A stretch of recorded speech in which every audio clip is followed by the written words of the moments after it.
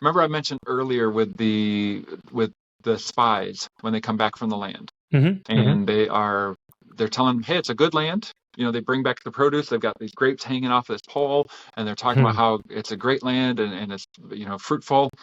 And the people are like, all right, let's go. And then the spies say, no, no, no. The cities there are fortified, and there we saw the Anakim, and we felt like grasshoppers in there, in their sight, and so basically trying to scare them. And then that's when they say it's a land that devours its inhabitants. And a lot of commentaries will say things like, well, it's a land that's war torn. It's always battles. And I'm thinking, well, that's good, because that means they should be worn out and depleted, and the Israelites can just march right in and take it.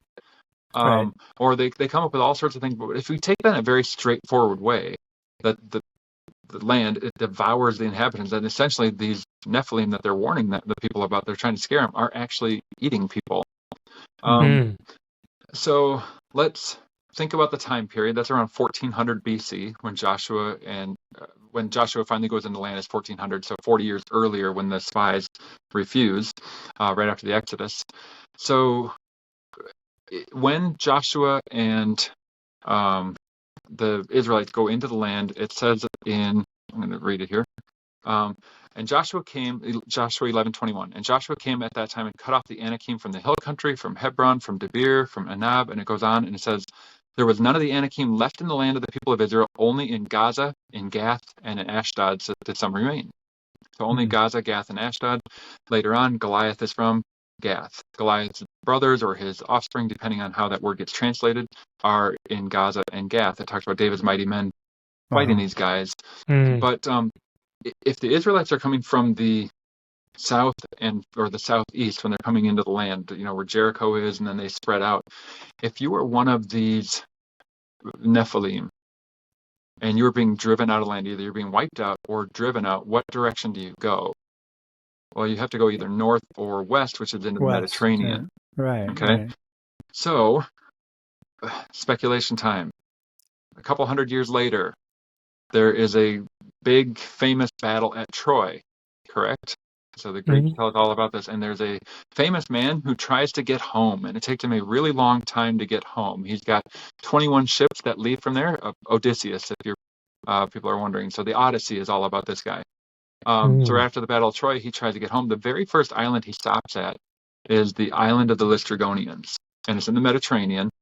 And a couple people go ashore, and they see a giantess, a female giant, walking, and they follow her to like the where the king is, and he's a giant, and they're asking for assistance, and the king grabs two of the guys, dashes them against the ground, and starts to eat them. And the other guys take off running to the ships, and giants come down from the hillside, and they start throwing these rocks and sinking all the ships and going in and spearing the men like fish. And then only one ship survives. That's Odysseus's. And he takes off, and the next island he lands at is the island of the Cyclops, who is a giant that eats people. And what if, and I'm not saying everything in the Odyssey is exactly right in this true literal history, but a lot of times things that are legendary like that are based on real events. At least there's a historical core to it. There was a Battle of Troy, and I think there's probably a guy who had a tough time getting home, maybe one of their generals, trying to get home. What if these tales that we just think of as being as crazy and out there are actually rooted in some historical truth? What if there really were man-eating giants on those places? And by the way, where are they from? Oh, they're the offspring of the gods and women, and they eat people, which would match what you have in Numbers. They're the offspring of the gods or angelic beings and women, and you even have. This is going to sound weird, but even like Jack and the Beanstalk, they have they have a hankering for human flesh, right? That's what they want to eat. Sure. And where do they live? Yeah, that's a good point. They're halfway between heaven and earth. Yeah. And it's so you have that sort of mythology around the globe, and maybe it's actually rooted in reality. And it's just these other cultures' distortions or echoes of the truth. Right. Yeah, I totally believe that. And a few extra arrows in this quiver here. I think it was, do you know who Tom Horn is? I know the name. Okay. So I think he works with a group called Prophecy Watchers. I think he's passed Oh, away yeah. a little bit ago Yep. here. Mhm. Okay. So Tom Horn was doing some research about, I forget which Native American tribe. It was here in America.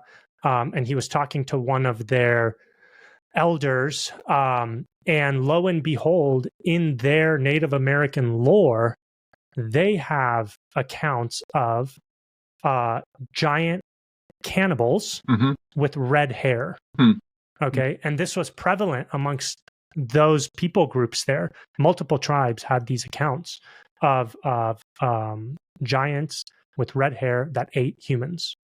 And then there's also another account. I think it was in Afghanistan. This one is a little more That's conspiratorial. the Kandahar giant, yeah.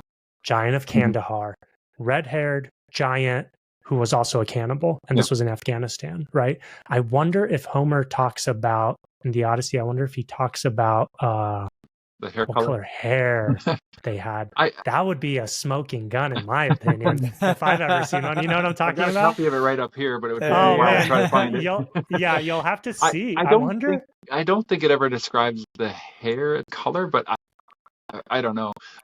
Wouldn't that be interesting though, if it would really be, did? that would be interesting. I mean, with a lot of these things, I think there's legendary development that happens, Sure. and so things get distorted. But I think there is a kernel of truth, and there was the Buffalo Bill Cody talked to some of the natives, or reported that they talked about how giants used to rule the land, or they would run around and they could pick up a buffalo in one arm, and while they're still running, which I don't know if they were really that big, but still that whole idea of giants around the globe. There's even another one where there was I think it was a Canadian tribe that talked about how they believed that before the great flood, people were wicked and there were giants, and the floodwaters kept coming. God sent the flood, and the floodwaters kept going, and giants climbed to the highest mountains, and they shook their fist at God, and then eventually they were drowned. And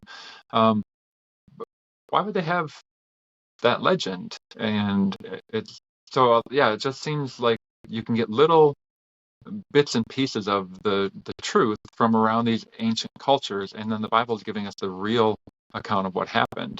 And, Right. Yeah.